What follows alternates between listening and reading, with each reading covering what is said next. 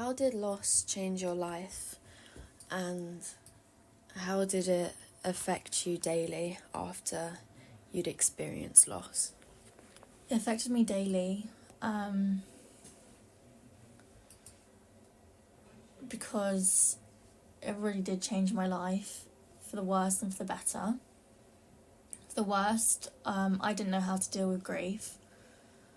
It's a thing that you don't really know how to deal with until you're grieving, so you've got no idea what you're doing, no idea what's healthy and what's not healthy. I was drinking a lot, I was self-harming, smoking and doing drugs, but then on the other hand it changed my life for the better because it changed my view of the world and I became a much nicer person, and I feel like that was definitely needed. But grief really did set a path for me, and I haven't looked back since. How do you think you'd visually represent someone who's grieving? A lot of people would say a person that's very grey and sad, but I think it's a person that's trapped in a bubble or a ball. But over time, and they still have colour in them, but over time the bubble gets bigger and bigger and you can see them more. It's like the grief grows with you. You don't grow out the grief. So I would say a person that still has colour in them, but a person that's just trapped. And so when you said grief grows with you, how would you, can you go more into that, as in the sense that how to sort of define someone who's growing with grief, visually? How would I represent that? Would I show it as in the sort of the way of coping with the grief? You're growing with the grief and you slowly sort of become more acclimatized to it?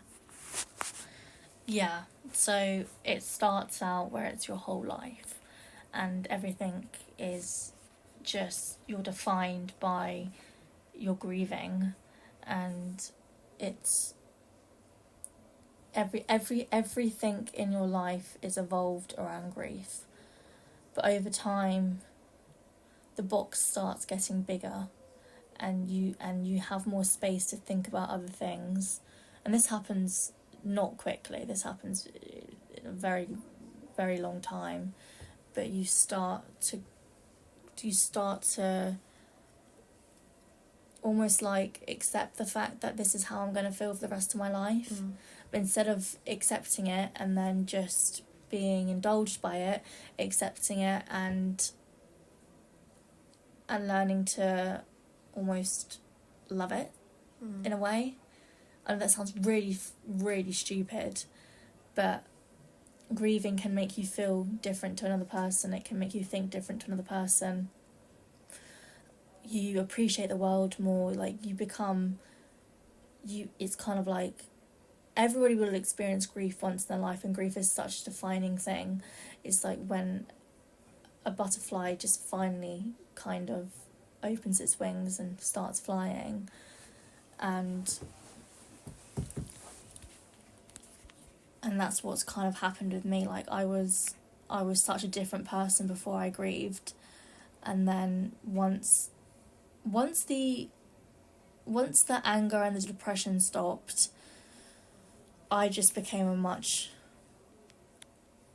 better person. How did the grief change you as a person? As in, how did it change your daily life, going from,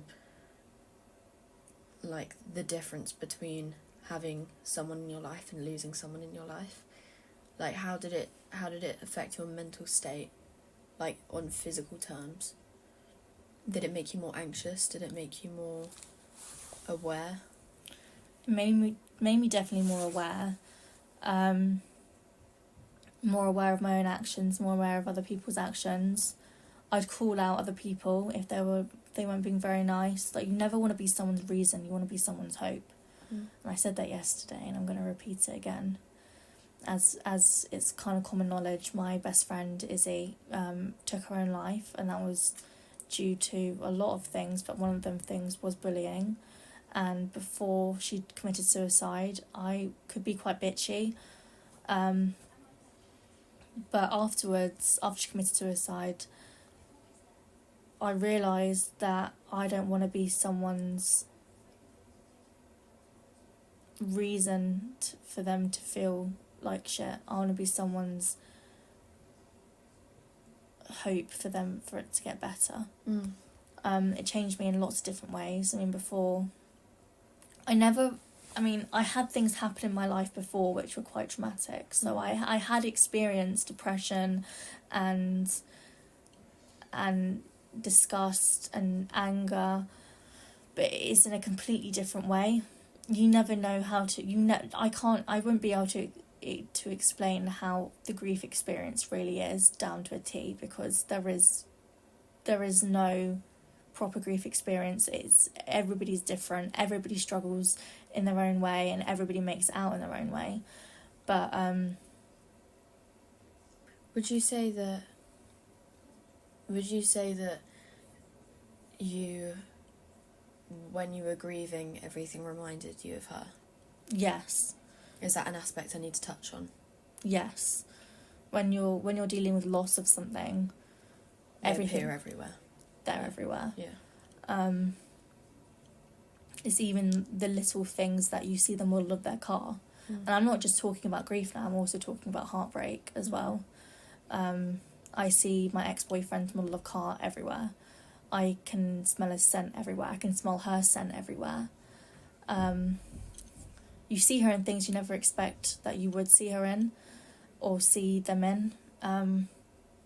Whether it's a song, an animal, even a season, a day, the weather.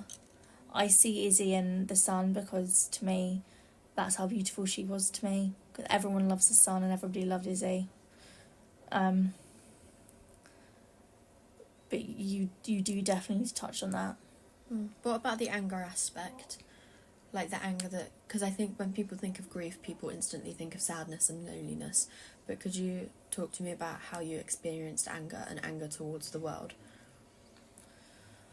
I was angry at the world because they took away the one thing that really properly mattered to me. I was angry at the universe. And I know people say everything happens for a reason and she was supposed to die young. I don't believe in that. I believe that everything happens for a reason in some aspects, but there's no reason that my best friend should have died.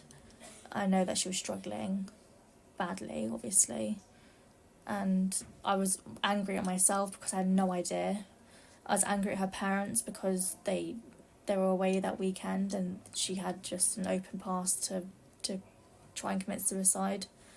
I was angry at the people, really angry at the people that were mean to her and then post on social media how I hope I make you proud and oh, I love you so much, I'm going to miss you so much, and they were horrible to her. There was this one girl, I'm not going to name her, but she was absolutely horrible to Izzy. She called her a whale.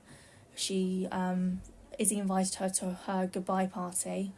Obviously it was not called a goodbye party, but it was a goodbye party because she had a party the day before she killed herself.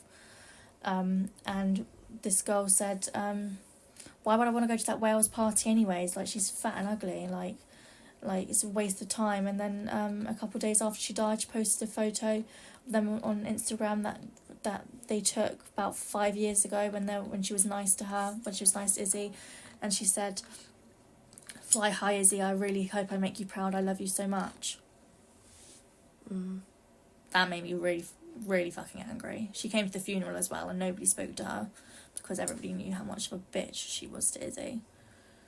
That was the thing that made me the most angry. People that were mean to her and then claimed to be her best friend for attention. Thank you. You're welcome.